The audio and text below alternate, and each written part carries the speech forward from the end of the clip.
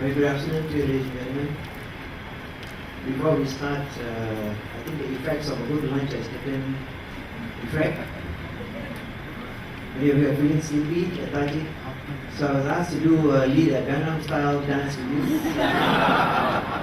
Any of you are game for that? Okay, if you're feeling sleepy, don't worry, just put your head down and sleep. No problem.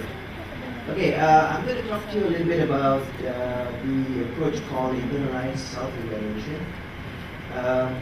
In case some of you are thinking there's a mistake on the title, it's not. It is not internal self-evaluation, it's internalized self-evaluation. Basically what it means is that it's a value system. We want to inculcate a value system within the public sector for self-evaluation and improvement and so on. Next please. Okay, in my presentation I'm going to touch on a few topics. Basically looking at how do we see evaluation, first of all, from different angles, right from 30,000 feet to ground level. And then looking back to basic some of the fundamental issues and questions related to evaluation. And then I'm going to take you through a little bit on the experiences in Malaysia, how do we do evaluation. And then I'm going to introduce the fundamentals of the ISC approach. Very quickly though, because it's going to be quite intensive and it's a bit technical. And then I'll discuss a little bit about the pros and cons about ISC, why we should or shouldn't do and so on and so forth. And then going on to how do we adopt the integrated approach. And lastly, of course, lessons learned and next steps for evaluation. Next please. Okay, friend or foe? Anyone ask this question to you? I assume all of you are working in the public sector. Any of you are in the private sector? No? How many of you would like to have your boss breathe down your neck every day? Now with the advent of ICT, you have CCTVs watching you, no longer the big boss. Don't you feel very uncomfortable when somebody is breathing down your neck all the time? Watching you, cajoling you, pointing out your mistakes, and worse still, making a judgment on you. So the question here we're looking at is from two perspectives. And unfortunately, in my experience in the public sector, I worked for more than 25 years in the public sector, it's a different culture. Sometimes people like to be driven. Sometimes people like to be self-driven. They don't want people telling you what to do. But it seems that always that people outside are always making judgments on you, the service providers. I look upon ourselves as service providers. We have a mandate, we do work in the organization, we are there for a purpose, and it always seems that everybody outside is blaming us. Watching us, scrutinizing us, blaming us, whatever, including evaluating us. So the question then begs is, why are we not doing something about it? Do we as a human being always need to be told what to do, to be guided in everything that we do? So the question here is, what is wrong? External government, all the government entities, from the parliament to the ombudsman and so on and so forth, and the donor-driven, the donors, and the beneficiaries, everybody is looking at you. It's fine, because you are the one with the money and doing all the programs and projects. Right? Internally, you as a service provider or contractors, I put there contractors, but they're also service providers. How do you look upon yourself? So that's where the issue comes in now, that in most cases what we find is that everybody looks upon evaluation as something not negative, but something not preferred. Because it's something like policing. Like for example in Vietnam, I'm having a tough time in Vietnam, I can tell you that. Because in Vietnam the word monitoring means checking and reporting. Evaluation is the same thing, right? Checking and reporting, as if they are making a mistake and somebody is checking on you and reporting on you. Very negative. In China it's the same. So it's a challenge, it's a mission impossible. What do we do about it? How do we go about changing viewpoints? Next please. So I have a few things here which I want to share with you. Next please. Next. There are a lot of issues here and we agree on these things and there are no disputes about such things. So why do we need evaluation and the concerns of it? Accountability, everybody talks about accountability, fine, we all agree on that. Why? Because money has been entrusted to you, public money, and there's a owners of responsibility and accountability. You have to live up to certain things. But you can also be equally accountable by spending money. You can spend all the money, follow the rules and regulations, and you can be accountable. What we call financial accountability. But that's not good enough, right?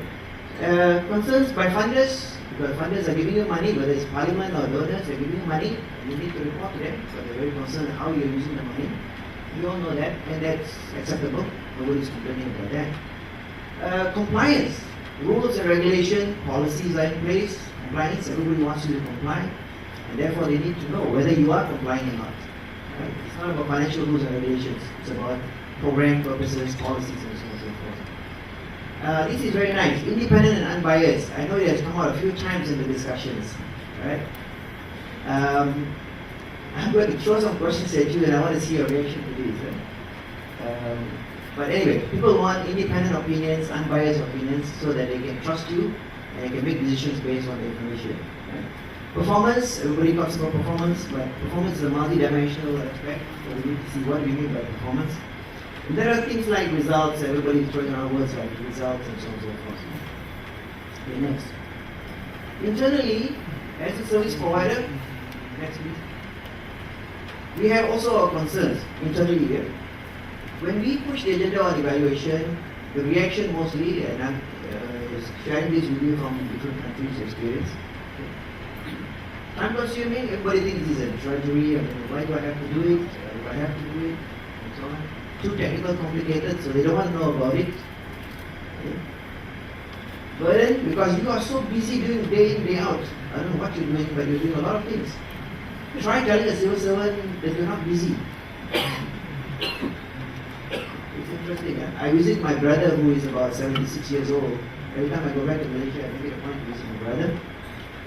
And he's a retiree. He sits at home reading newspapers every day, taking care of his grandchildren. And when I tell him, brother, you are not so busy as me, he says, what? What are you talking about? I'm very busy. He's a retiree, doing nothing but reading newspapers at home. Right? So, additional burden.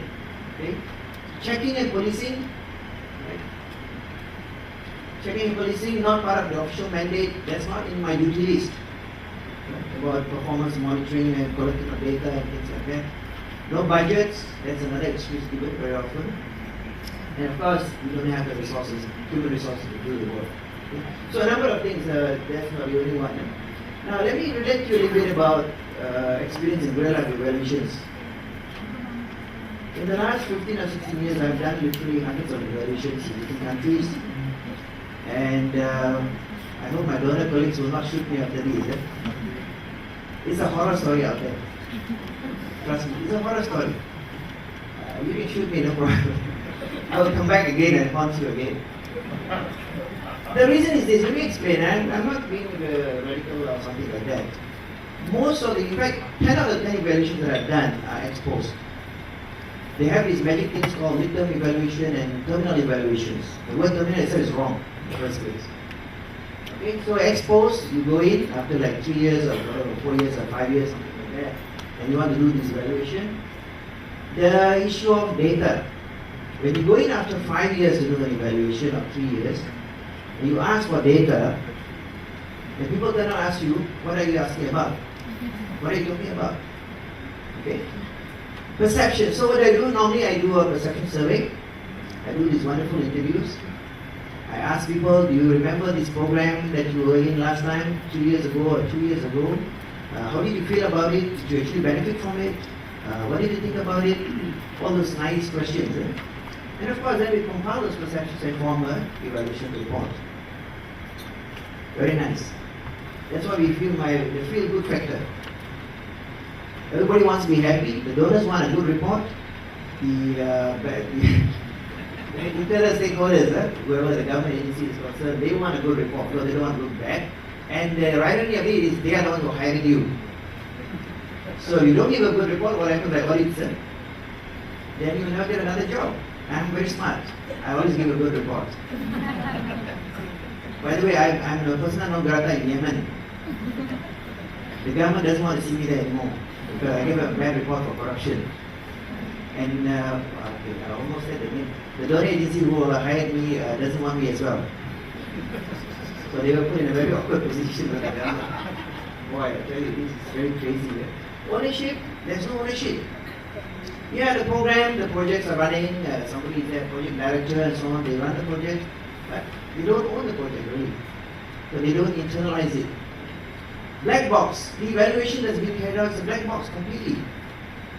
The guys, the people in the projects and program whom you are evaluating, they ask along those wonderful questions, they have no idea what you're trying to allude to, or what are you trying to elicit from them.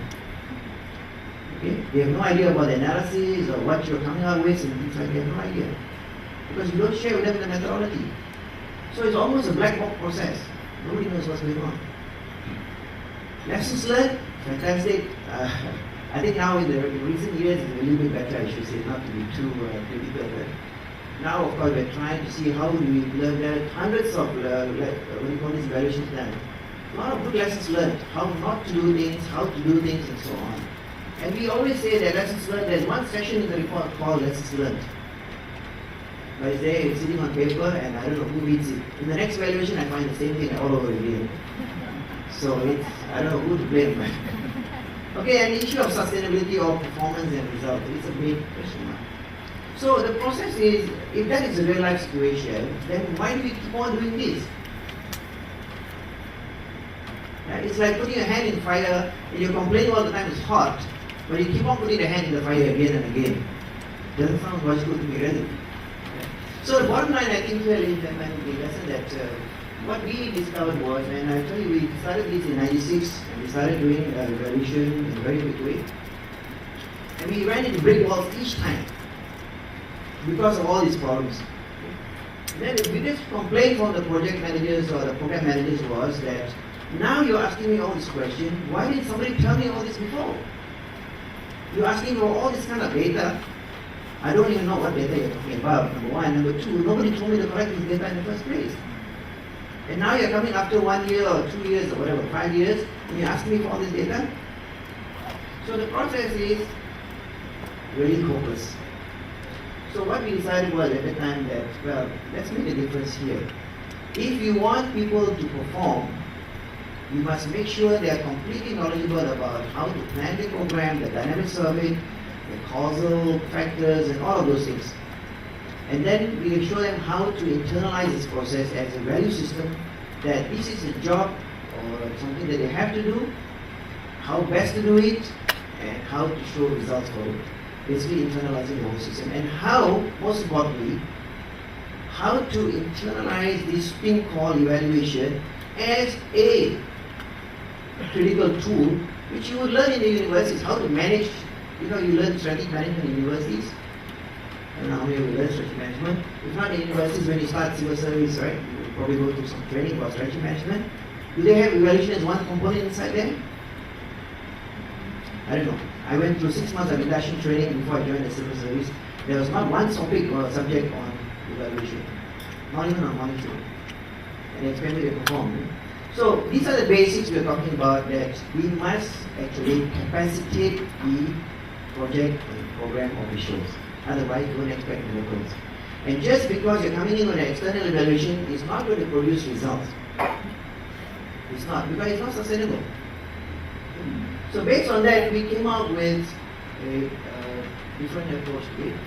And we go back to the Malaysian history a little bit. We of course started with traditional budgeting and so forth. We went through a lot of stages there. And in Malaysia, our approach is through the budgetary process. And rightly so, we think, because when you give money, you can hold people accountable.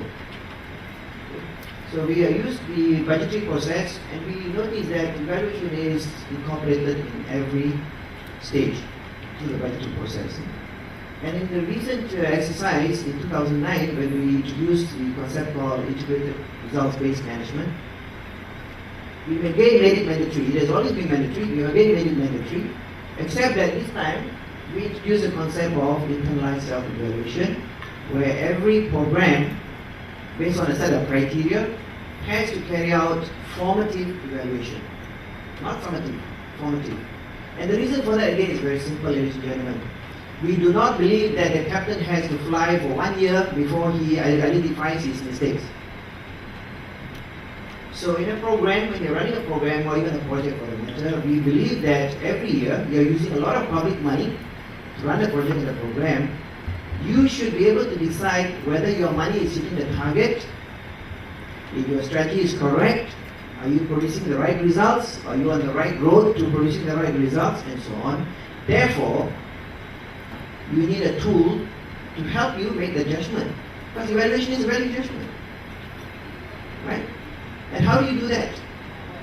Don't have these fantastic retreats like in Malaysia. We have these fantastic retreats every year. It's an excuse to go and spend Christmas shopping at the budget expenditure. They go out to Genting Highlands or these fantastic nice places and spend the money, and they say we're having a brainstorming retreat. I don't know whether you do it in Philippines, but we do it. We want to stop that nonsense. Okay? We want it's okay, I was part of that, by the way. We want to replace that with something, okay, fine, bring the family for a holiday, fine, but let's be serious, spend 2-3 days in a year out of 365 days. Let's take a complete stock take of your performance and where you are, what you're doing, what's gone wrong, and so on and so forth. So that next year, when you apply for the budget and you're asking for more budget all the time, every dollar that you spend hits the target. Because you're talking about next year's strategic planning, right? So without evaluation, how do you do that? So there's a lot of fundamentals involved here. We have, of course, introduced this concept, and from 2013, we're actually pushing for formative evaluation for all programs based on a set of criteria. High impact, high value, high visibility, high life and death implications, and something like that. And we feel that after 2-3 years of that, we will then push for across the board for all programs in government. And that makes sense. Before you can ask for your budget, you must show your evaluation to show that your interventions in the program are actually hitting the target, and your strategies are working, and the outputs that you're doing are actually focused. Right, so the concept of IRBM, just very quickly, I'm not going to touch the details. It basically comprises of 5 components, and this is the approach we're using in Malaysia. First of all, we must get the planning correct. And this is the macro development planning, your national development planning, because that drives everything in the country. Then we make sure that the budget is integrated with the planning. Budget is completely results-based, it's focused on programs of intervention. The money given to each program is justified in terms of the priorities and mandates and so on and so forth. Personnel performance, let me elaborate a little bit here. This is very important. Personnel budget for the national budget takes up 38% of our budget. In Philippines, it's much higher than that, as I was told. Right? 38% of the national budget goes towards personnel cost. I don't know whether that's significant or not, but I think it's significant. Most developing countries is about 50% almost. And the second part of this, why it's important, is that all your programs and projects in government, they are not self-running on autopilot. They are actually being managed by civil servants. So if the personnel performance is not factored in, then what projects are you talking about? What programs are you talking about? Right? Because they cannot perform. So it's a big capital investment there for personnel, and that's why we put it there as one of the key components of the IRB system. Of course, then we look at tools of monitoring evaluation, and lastly, the more important part is the information system, decision-making process, policies, programs, transactions, operations, and so on and so forth. So that's basically the IRB system. And in the evaluation approach that we are adopting under IRBM, we focus on 4 things. We're looking at every program, every project in terms of appropriateness, the relevance of the program. Do you even need it in the first place? Are you attacking the right problems and so on and so forth? The type 3 error we got yesterday. Then we look at effectiveness. Are you actually hitting the target in terms of results that you want? Outcomes. We are focusing more on outcomes rather than just simply outputs. And this is critical. Efficiency, more a question of how much money and what's the best options and so on, and I'm sure you know about it. And we also added a thing that we call economy. Economy meaning that what's the wastage, redundancy and wastage. Okay, what is the ISC? Basically, the way we look at it is, it's an evaluation of a program or even project or a matter conducted internally by program personnel. It is not about an evaluation unit out there, but it's by the program managers themselves. Okay, they do it themselves as a means to improve program performance, planning, and so on. Okay? If they don't have the program planning correct, then what performance are you talking about? You're probably likely to hit the type 3 errors. using the principle of continuous improvement. Now, we have to thank our Japanese colleagues for inventing the concept of Kaizen. We adopted this long time ago when we did QCC. We learned a lot from the Japanese colleagues there.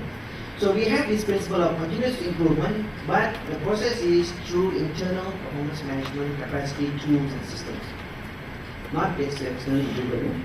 Where performance dimensions are well understood and internalized by the service providers. That means we as service providers, we know exactly what needs to be done, how best to do it, and we are hitting the target each time. So that the money we have been entrusted with, public money, are well spent. Okay, that's what we're looking. Some basic assumptions, very simple again, ladies and gentlemen. I don't think anybody wants to argue with me about this. I'm taking advantage of the fact that I'm standing here and nobody can question me, right? If a manager fully understands the program we manage, their understanding is that they will perform better. Maybe they won't, but that's the assumption. If program personnel have good knowledge of a program management and fundamentals of it, they can apply it because generally people are good. We believe that people, the civil servants are good people, they need to be capacitated, that's all. Okay? You notice I'm not talking about incentivized through bonuses. Huh? I'm coming to that. Alright, if program personnel know how to analyze and diagnose the programs better, because they understand the dynamics of the program, they should, right? Then they should perform better. Honestly. Sustainable improvement and results can better be achieved through internal capacitation and motivation. Motivation doesn't necessarily always have to be monitoring in shape, form. Personnel are basically good. I mean, this is a concept we use. Let managers manage, trust managers, and capacitate managers. So we say that program personnel are basically good people. They're generally very trustworthy, responsible, and so on and so forth. Let's capacitate them with the right tools and systems and so on and so forth. And definitely this approach supports accountability because then it's about internal accountability. It's a value system. We're building the value system inside the programs itself. So there's no need for outside people to come and start building up on it. Okay.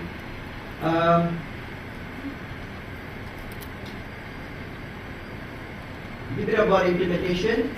We started this in 1999 as a pilot. We tested it across 20 different major activities across several ministries. Education, welfare, information, works, defense, and so on and so forth. And one of the most difficult was, no disrespect meant, the religious department. There were three departments which gave us the biggest trouble. There was Islamic Religious Department, the Ministry of Justice, and Ministry of Foreign Affairs. These are the three culprits, so to speak. Very difficult to deal with them. Okay, we had technical support and training for facilitators for the internal evaluation for several ministries, and this was done by external facilitators. We had a team of facilitators who did that. Okay. Now the model that we use is very simple. We had something like a progress logical flow chart, which went through 4 stages. We took them through 4 stages, from designing and all that to data collection and so on and so forth. And when we first designed it, everybody thought, wow, this is mission impossible because people don't understand data, they don't understand analysis and whatever. But we proved them wrong because when we actually capacitated them with this knowledge, right, we found that this now gives them a completely different dimension to the programs and projects they're running or the planning. Because they now understood the dynamics of it, how to even identify stakeholders, the data, the performance, and the challenges, causality, and things like that. Fantastic. In every one of those 20 activities, we had nothing but success in terms of follow-ups and the ability to understand the program and so on. So basically, that's the step we went through. Basically, looking at, I like the 3 R's, and my colleague Tupalan mentioned the other day, doing the 3 R's, the right things for the right people, the right way, and so on and so forth. Very interesting. But all this is within the framework of the IRBM system in government, results-based management. So that's how the entire model was used. Institutional structures, we set up quite a few structures to make sure that this thing works. At the highest level, we had the complement and leadership with the Deputy Chief Secretary to the Treasury as the chairperson. This is very high level in Ministry of Finance. If you have a Deputy Secretary being chair, it's very high level. And we had members from all the other key policy agencies, for example, from the NEDA, the Economic Planning Unit, from the Ministry of Finance Budget Division who give out the money. Mampu is basically the modernization department in Malaysia. ICU is like the ICC, something like that here, and then the Training Institute, INTAN, the Training Institute, and Advisor, Technical Advisor. And I happen to be the Technical Advisor there. Steering committee in the ministry itself. So we have a reciprocal steering committee in the ministry, headed by the at least minimum deputy secretary, deputy head of the ministry, and then every activity head is in the committee. If there are 10 activities, all the 10 activity heads are in the committee. And it's like a peer group kind of thing, but driven by the top management. Including, interestingly, internal audit. Right now we are revamping internal audit to expand the scope to include evaluation as well. Previously never. We are expanding the scope now. And then right down to the last point, the evaluation team itself. The activity actually now forms a team with the activity head himself or herself leading the process. Now, I know what's probably going on in your head that I'll tell you about it afterwards, what's going on in your head. Okay, the role of them is very simple: to identify, to diagnose their performance plans, going back to the performance plan, the logic diagrams and all that. And just to share a little bit of details with you, ladies and gentlemen, every ministry, every program has to draw up a performance management framework, something like what we mentioned yesterday. They also draw logic diagrams of the entire program in terms of the problems, the needs, the intervention, the strategies, the basic flow of the program, the outputs, outcomes, impact, and so on and so forth, so that they have a better picture of the whole process. So they do that, and then they identify the team members, which is basically all the section heads. Then they identify the methodology, design, and scope, this with the technical advice. And then they actually get the steering committee to approve it. The steering committee, which is made up of different parties and different entities. And then they carry out technical evaluation with some guidance from external technical expertise in terms of technical guidance and so on. But they do it themselves, not the consultants or anybody else. It takes about anywhere from 3 to 6 months. Okay, anywhere from 3, depending on the type of program. And then there's a process for making sure the evaluation findings are reported and they're actually incorporated into the program itself for the next year's budget. In fact, I might add that in the budgetary policy that we have a policy in the budget circular which says that every program activity must be evaluated and the findings used for program adjustments. Yeah? Even policy adjustments and program adjustments. Okay, benefits, I don't think I need to elaborate too much on it, but the fact is it now focuses the program. The program managers are very much capacitated with the knowledge and what is it all about and so on and so forth, including the tools, how to assess their own performance, which we think is very powerful because that leads to continuous improvement. Long term, of course, now issue of data and things like that, we think that internal self-evaluation, internal self-evaluation is highly complementary to external summary evaluations. Because when I now go into a ministry and when I ask them for data, they have the data now. But they have been already doing these formal evaluations and they have been collecting this kind of key data already based on it, logical frameworks. So we are very much on target. I only now need to go and collect some additional data, that's all. It's much easier. So I will not delve much further. But let me go to the next point on issues. And these are common, reservations. Credibility, objectivity may be questioned, role confusion, because now you are a service provider and an evaluator at the same time. Right? Workload, of course, people complain that this is taking 3 months of my time and my annual work target is gone already. Okay? And then key findings if negative, they tend to fudge the data, something like that. Of course, we don't blame them. And bias engagement, of course, these are all common things. How do we balance the bias? We have a number of things we do. Peer reviews, because we have all activities in the steering committee and they have all access to it and they all make an assessment and give opinions and so on and so forth in the steering committee. And the technical committee takes care of the integrity of the validity and so on and so forth in terms of the evaluation. Internal audit now also plays a role, they have to check on those things. External reviews, third parties, we bring in university people or research teams, consultants and outside to actually give some opinion on it to see whether, or experts in the field, sometimes help education, to see whether the research, whatever they've done, is robust enough and so on. Then we have meta-evaluation done by CeDRE, which is the Ministry of Finance here in this case. Selectively we do meta-evaluation of evaluations to see whether they follow the right methodology and so on. Now the entire process is highly transparent. There are no black box. Even other activities can actually come and join the team to see how it's been done or they get questioned. In fact, very often they form joint committees because most of these programs are working in tandem with other programs. So they actually incorporate other members of other programs into the process. Training and guidance given by external technical advisor, because otherwise it's very difficult. Now, let me explain a little bit here that very often we have the perception that evaluation is highly technical, it's very difficult. I've never mentioned RCT to them, by the way. Okay, you can shoot me, no problem. It's all right. Because we believe that there are stages in evaluation. You don't need to do a number one A1 class evaluation from day one. Okay? So RCT we leave it first for the time being, but we address that by causal analysis and needs analysis in the planning stage. So we do address that part to some extent. Okay, other challenges, this is important, commitment and what we call stakeholder involvement from the top. And in this system, we make sure that at least the deputy head of the ministry chairs the steering committee. And we had good results with that, where they actually challenge results being reported by the evaluation teams.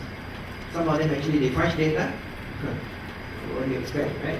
So, but they do question that. Leadership, culture and commitment to continuous learning. Now, we're really trying to see how to inculcate that, and that's a big challenge. For civil servants, the mentality, and I don't know in the Philippines how it is, we all think civil servants are lazy. Right? So that's something we need to try and address. Resourcing issues.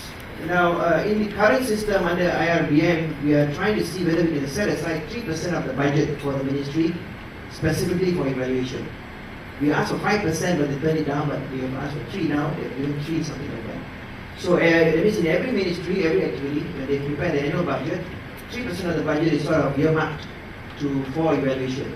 Okay, in terms of data collection and analysis and reporting and so on and so forth. We have problems with many frameworks still, because data and the issue of confusion between outputs, outcomes, and the causality and things like that. We're still working on that. It's not something you can overcome in one day or something like that. Data management protocols are not clearly defined. We're still working on those issues. Okay? And then lastly, of course, mindsets and behavior. Even with all these, people still try, there are lazy sets. 10% of people are really lazy. Whatever you want to incentivize them. So we do have challenges in that. Okay, lessons for the country. I think accountability, no issues. We all agree on it. But the only question is, what is the road that takes you to accountability? Which is the best or sustainable method? And we feel that's why the value system in the organization is what will sustain the issue of accountability. And that's best inculcated through awareness, understanding, appreciation, and buy-in. Okay. Now, I didn't mention about the bonuses. We do give special awards and incentives for the teams, not individuals, for the teams, which prove innovation and so on. There's even a national award on innovation. Okay? So we have a number of incentive systems. Now we, of course, we think from the experiment that it's fantastic, good results. So we would really recommend that governments consider to see how they can use the ISC, not to replace external evaluations, but to complement. Okay? Because we still need those external unbiased opinions and so on and so forth. But I think with the ISC it becomes a much better process. The next point is that it cannot be a standalone. Now in government, for example, in Malaysia, we have 24 different initiatives to improve performance and transform government. So this becomes an integral part of that entire initiative. It's not a standalone thing. So it's linked with things like rewards and innovations, with incentives, with performance framework and all kinds of stuff. Service delivery, standards and so on and so forth. Donor support and resources, of course, for Philippines, Malaysia, we don't have donors, but for other countries, we think that donors will support and put resources into this if we can show good results. And that's a challenge to us, that we adopt and don't show good results. The donors are very supportive, they will put money, and it also serves their purpose. Because when they're going for these midterm and terminal evaluations or whatever, the data for that is all there. Alright, the last point is, of course, accountability is best addressed through self-realization and basically a value system. And that's the basic point, is the value system. That we need to inculcate this as an internal value system of performance, results, evidence, and so on and so forth. Thank you very much for listening.